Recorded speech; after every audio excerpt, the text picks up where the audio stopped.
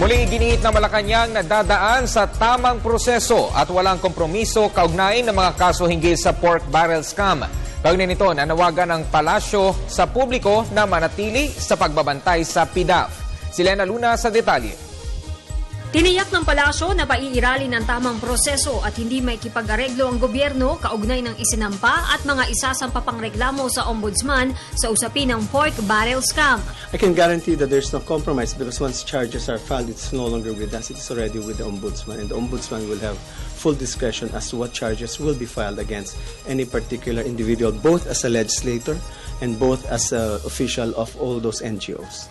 Ito'y matapos sumabas sa kolum ng isang dyaryo ang umano'y paglapit sa Malacanang ng isang mambabatas na sangkot sa pork barrel scam para huwag siyang kasuhan. Kapalit nito, isusoli niya ang pera mula sa PDAF kasama ang interes, magre-resign sa pwesto at magpa-public apology.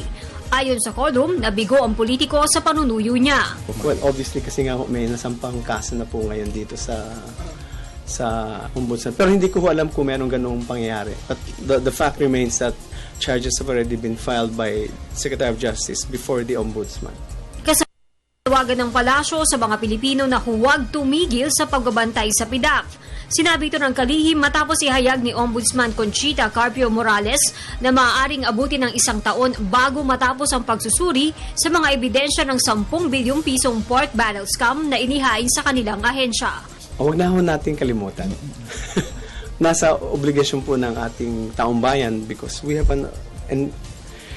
an engaged citizenry. Let's not forget that these things have to be resolved. Para sa Telebisyon ng Bayan, Elena Luna.